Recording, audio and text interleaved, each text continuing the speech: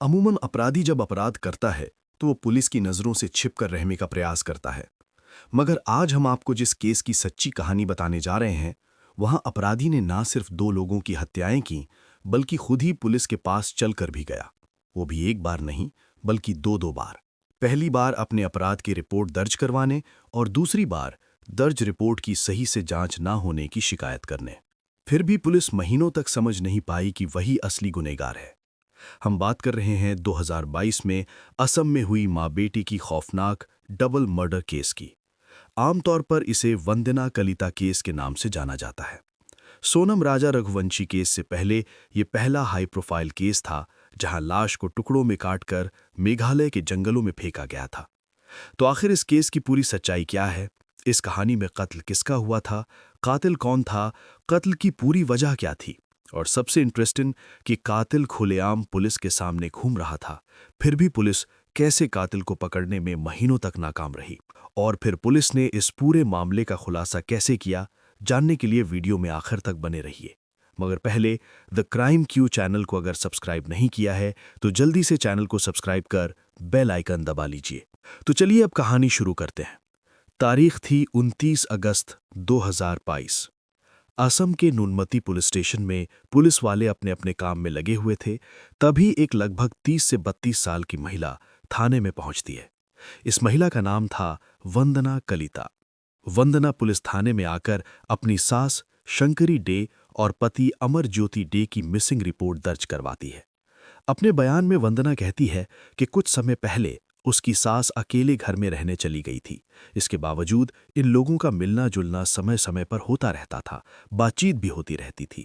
मगर पिछले कुछ दिनों से ना तो सास से और ना ही पति से कोई संपर्क हो पा रहा है। पुलिस वाले मिसिंग रिपोर्ट दर्ज कर लेते हैं और इन्वेस्टिगेशन शुरू कर देते हैं। मगर पुलिस वालों को दोनों ही गुमशुदा लोगों की कोई जानकारी कहीं से हाथ नहीं लगती है। आसपास के रिश्तेदारों से लेकर सभी संभावित जगह तलाश की जाती है, मगर कहीं से भी पुलिस वालों को कोई क्लू नहीं मिलता है। यहां तक कि 2 महीने का समय बीत जाता है, मगर पुलिस वालों को कोई कामयाबी नहीं मिलती है। इसी बीच 21 नवंबर 2022 को इस केस में एक नया मोड़ आ जाता है। 21 नवंबर को निर्मल्य डे नाम का एक युवक नूनमती पुलिस स्टेशन में पहुंचता है। यहां वो खुद को शंकरी डे का नेफ्यू बताता है। ये भी वंदना की तरह ही शंकरी डे और उनके बेटे अमरज्योति डे के गायब होने के बारे में बात करता है। मगर यहां वो एक और नई जानकारी देता है। वो पुलिस वालों को बताता है कि ये सच है कि उसकी आंटी पिछले कई महीनों से गायब है, मगर इस बीच उसके एटीएम से कई बार पैसे निकाले गए हैं। एटीएम ट्रांजैक्शन की बात सामने आते ही पुलिस वालों को उम्मीद की एक नई किरण नजर आने लगती है। अगर वो पैसा कहीं से भी शंकरी डे निकाल रही होंगी तो उसे ट्रैक करते हुए ढूंढना पुलिस के लिए आसान हो जाएगा। इसलिए पुलिस अब अकाउंट डिटेल्स की जांच करते हुए ट्रांजैक्शन को ट्रेस करने की कोशिश करने लगती है। पुलिस एटीएम के जरिए पैसे निकालने वाली महिला तक भी पहुंच जाती है, मगर ये महिला गायब हो चुकी शंकरी डे नहीं बल्कि वंदना निकलती है। तुरंत इस बारे में वंदना से बात की जाती है तो वो पुलिस वालों को बताती है कि गायब होने से पहले उसकी सास अपने एटीएम और मोबाइल फोन घर पर ही छोड़ गई थीं। वंदना के मुताबिक सास के एटीएम का इस्तेमाल शुरू से वही करती आ रही हैं। वंदना की बातों को सच मानकर पुलिस वाले उसे जाने देते हैं। मगर निर्मल्य डे एक बार फिर से पुलिस वालों के सामने आता है और कहता है कि वंदना जितनी सीधी और शरीफ दिख रही है वो उतनी शरीफ है नहीं। मुझे तो शक है कि पति और सास के गायब होने के पीछे इसी का हाथ हो सकता है, इसलिए इस पर लगातार नजर रखी जाए। पुलिस वाले ऐसा करते भी हैं। अगले कई महीनों तक वंदना पर कड़ी निगरानी रखी जाती है, मगर पुलिस वालों को कोई कामयाबी हाथ नहीं लगती है। इस तरीके से 7 महीने बीत जाते हैं। साल बदलकर 2022 से 2023 आ जाता है। अब तक गायब हुए लोगों का कोई भी सुराग पुलिस वालों को नहीं मिलता है। यहां अब वंदना का सब्र जवाब देने लगता है और अब वो 14 फरवरी 2023 को पुलिस स्टेशन जाने की बजाय सीधे गुवाहाटी के पुलिस कमिश्नर से जाकर मुलाकात करती है और उन्हें बताती है कि पिछले कई महीनों से उसकी सास और पति गायब हैं। उसने इस बारे में पुलिस थाने में मिसिंग रिपोर्ट भी दर्ज करवाई है, मगर पुलिस इस मामले की जांच अच्छे से नहीं कर रही है। वंदना की शिकायत मिलते ही पुलिस कमिश्नर तुरंत ही पुलिस को इस मामले की सही से जांच करने का निर्देश देते हैं। साथ ही अब इस केस की जांच करने के लिए एक स्पेशल इन्वेस्टिगेशन टीम भी बनाई जाती है। अब यहाँ से असली खेल शुरू होता है। जब पुलिस की एक टीम स्पेशली इसी केस को डील करने में लग जाती है तो वो वंदना की एक एक हरकत पर नजर रखती है। इस दौरान पुलिस वाले नोटिस करते हैं कि वंदना भले ही पति और सास के गायब होने का रोना रो रही है, मगर वो अलग-अलग समय पर दूसरे लोगों से खुलकर मिल रही है। लगातार वो अपनी सास के बैंक अकाउंट से पैसे भी निकाल रही है। इतना ही नहीं, उसने अलग-अलग लोगों को सास के गायब होने की अलग-अलग कहानियां भी सुनाई हुई हैं। जांच में यह भी खुलासा होता है कि शंकरी डे के नाम कुल 5 फ्लैट्स थे। 3 अलग-अलग फ्लैट्स में परिवार के लोग रहा करते थे, जबकि 2 फ्लैट्स किराए पर लगे हुए थे। पहले तो शंकरी डे ही फ्लैट का किराया उठाती थी, मगर उनके गायब होने के बाद से वंदना खुद किराया वसूलने लगी थी। इतना ही नहीं, बाकी के बचे 3 फ्लैट्स को भी उसने किराए पर लगा दिया था। इस कारण अब पुलिस वालों का शक वंदना पर ही जाने लगता है। इसलिए वंदना को पूछताछ के लिए बुलाया जाता है। इसके अलावा इस मामले में एक और मिसिंग रिपोर्ट दर्ज करवाने वाले निर्मल्या डे से भी पूछताछ का फैसला किया जाता है। एक के बाद एक कई राउंड की पूछताछ होती है और सभी पूछताछ में निर्मल्या डे तो पुलिस के सभी सवालों के सटीक जवाब देने में कामयाब रहता है। उसका बयान भी पुलिस के सामने लगभग एक जैसा ही रहता है। पिछले कुछ घंटों की पूछताछ के बाद उसे तो घर जाने दिया जाता है, मगर जैसे जैसे वंदना पर पुलिस वाले सवालों की बौछार करते हैं, वंदना हड़बड़ाने लगती है। वो अपना बयान बदलने लगती है। लगातार बयान बदलने की वजह से पुलिस वालों का शक वंदना पर और ज्यादा गहराने लगता है। इसलिए वंदना को 19 फरवरी 2023 को आधिकारिक तौर पर कस्टडी में लिया जाता है और सख्ती के साथ पूछताछ का सिलसिला शुरू होता है। इस पूछताछ में जो खुलासे होते हैं वो यकीन से परे और हिला देने वाले होते हैं। वंदना स्वीकार कर लेती है कि सास और पति के गायब होने के पीछे उसका ही हाथ है, मगर ये सब कुछ एक दिन में नहीं हुआ था, बल्कि इससे पहले एक लंबी साजिश रची गई थी। पुलिस के सामने वंदना द्वारा दिए गए बयान के मुताबिक वंदना की सास शंकरी डे कभी असम बिजली विभाग में सरकारी नौकरी किया करती थी। अमरज्योति डे से वंदना की मुलाकात कई साल पहले हुई थी। शुरू में तो इन दोनों की दोस्ती होती है और फिर यही दोस्ती प्यार में बदल जाती है। वंदना कलिता और अमरज्योति डे शादी करने का फैसला करते हैं। इस बारे में दोनों अपने अपने परिवार वालों को भी बताते हैं, मगर दोनों के ही परिवार वाले शादी के लिए तैयार नहीं होते।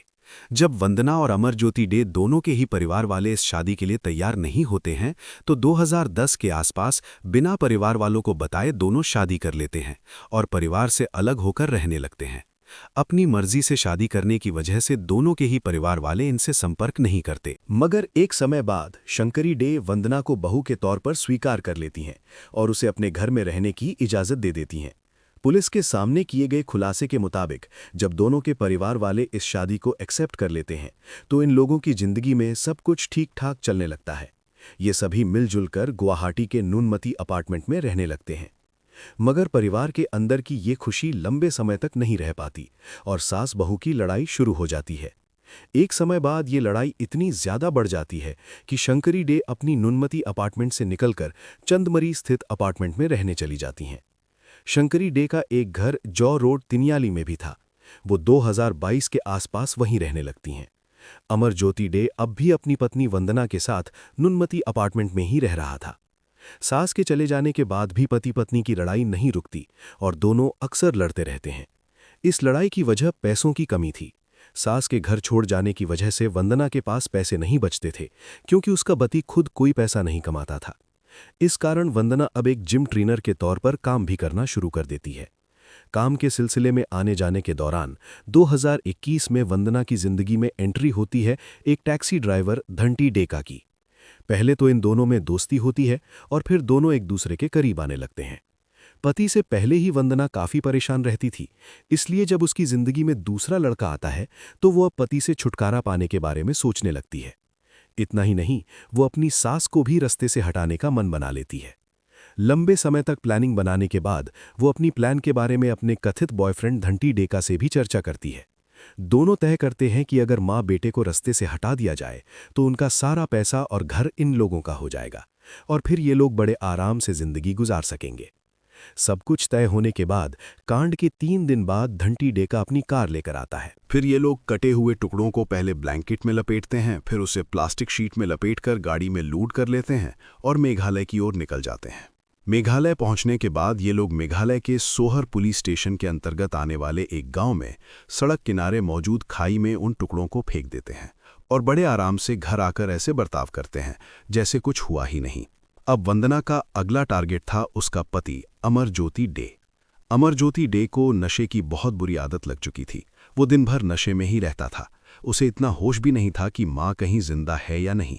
इसी बात का फायदा वंदना उठाती है और अपनी सास के बारे में पति को भनक तक नहीं लगने देती। हालांकि इस बीच कुछ रिश्तेदार जरूर शंकरी डे के बारे में वंदना से सवाल करते हैं। जवाब में वो बताती है कि वो कुछ जरूरी काम से शहर के बाहर गई हैं। सास की हत्या को कई दिन बीत चुके थे। मौका पाकर 17 अगस्त 2022 को वंदना अपने पति की हत्या का प्लान कर लेती है। इस बार प्लान में अरूप डेका नाम के एक व्यक्ति को भी शामिल किया जाता है। ये धंती डेका का दोस्त था। वंदना घर के अंदर पहले से ही मौजूद रहती है। मौका पाते ही अपने बॉयफ्रेंड और उसके दोस्त को भी घर के अंदर बुला लेती है। घर के अंदर आते ही धंती डेका अमरज्योति के सिर पर एक जोरदार वार करता है। इससे वो बेहोश होकर नीचे गिर जाता है। फिर तीनों मिलकर एक साथ हमला करते हैं, जिससे थोड़ी ही देर बाद अमरज्योति की सांसें थम जाती हैं। फिर तीनों मिलकर अमरज्योति के शव को 5 टुकड़ों में काट देते हैं। अगली सुबह इन टुकड़ों को भी प्लास्टिक और फिर ब्लैंकेट में लपेट दिया जाता है और गाड़ी में लोड करते हुए मेघालय के जंगलों में फेंक दिया जाता है। किसी को शक न हो इसलिए खुद ही वंदना पुलिस स्टेशन में जाकर पति और सास की मिसिंग रिपोर्ट दर्ज करवाती है। जब वंदना को पता चलता है कि निर्मल्य डे ने भी पुलिस में शिकायत दर्ज करवाई है और शक इस पर जताया है, तो वंदना अब पुलिस वालों को गुमराह करने की नीयत से सीधे पुलिस कमिश्नर के पास पहुंचकर पुलिस वालों की ही शिकायत कर देती है। मगर उसका ये दांव उल्टा पड़ जाता है। पुलिस वाले सीरियसली केस की जांच करने लगते हैं और कुछ ही दिनों में वंदना की सच्चाई दुनिया के सामने आ जाती है। इस खुलासे के बाद वंदना को तो गिरफ्तार किया ही जाता है, उसके साथ साथ बॉयफ्रेंड धंटी डेका और उसके दोस्त अरूप डेका को भी पुलिस अरेस्ट कर लेती है। अरूप डेका को इस प्लान में शामिल होने के लिए वंदना ने 2 लाख रुपए दिए थे। इन 2 लाख रुपए से ही अरूप ने गिरफ्तारी से कुछ दिनों पहले ही शादी की थी। इन तीनों की निशानदेही पर पुलिस वाले मेघालय जाकर दोनों माँ बेटे के शव के टुकड़ों को भी बरामद कर लेते हैं। घटना में इस्तेमाल हुई कार, चाकू और दूसरे हथियार भी पुलिस ढूंढ निकालती है। दोनों की हत्या के मोटिव की बात करें तो पुलिस की ओर से मोटिव के बारे में कोई ऑफिशियल जानकारी नहीं दी जाती है, मगर अनुमान लगाया जाता है कि वंदना का अफेयर धंटी डेका से शुरू हो गया था। दूसरी तरफ उसका पति बेरोजगार था, बहुत ज़्यादा नशा भी करने लगा था। वंदना को पति के अलग अलग अफेयर के बारे में भी जानकारी मिलती है। इस कारण इन दोनों में बहुत ज़्यादा लड़ाई भी होने लगी थी। सास से भी वंदना की काफ़ी लड़ाई हो रही थी। बस इन्हीं सब कारणों से वंदना ने दोनों को अपने रास्ते से हटा दिया। अब इस केस की मौजूदा स्थिति की बात करें तो इन तीनों को मामले के खुलासे के बाद जेल भेज दिया जाता है। अदालत में इस मामले की सुनवाई भी शुरू हो जाती है। 2023 में तीनों ही आरोपी बेल की एप्लीकेशन डालते हैं, मगर तीनों का ही बेल एप्लीकेशन निचली अदालत द्वारा खारिज कर दिया जाता है। कुछ समय बाद फिर ये सभी बेल के लिए एप्लीकेशन डालते हैं। सबसे पहले इस केस की सबसे बड़ी आरोपी वंदना को 9 नवंबर 2023 को अदालत द्वारा बेल दे दी जाती है और वो जेल से बाहर आ जाती है। इसी के कुछ दिनों बाद अरूप डेका तथा धंटी डेका को भी बेल मिल जाती है और वो भी जेल से बाहर आते हैं। कुल मिलाकर मामले की सुनवाई अभी अदालत में चल रही है। आरोपी भले ही जेल से बाहर हैं, मगर इन पर अंतिम फैसला आना बाकी है। अब वो तो आने वाला समय बताएगा कि इन आरोपियों को क्या सज़ा मिलती है। मगर आपके अनुसार अदालत को इन्हें क्या सज़ा देनी चाहिए, कमेंट बॉक्स में ज़रूर बताएं। अगर आपको हमारी मेहनत पसंद आई हो तो इस वीडियो को लाइक करते हुए शेयर भी करें। अगर आपने अब तक द क्राइम क्यू चैनल को सब्सक्राइब नहीं किया है तो जल्दी से चैनल सब्सक्राइब करते हुए बेल आइकन भी दबा लें। क्राइम की दुनिया से जुड़ी ऐसी ही कहानियों के लिए लगातार हमारे साथ जुड़े रहें। धन्यवाद।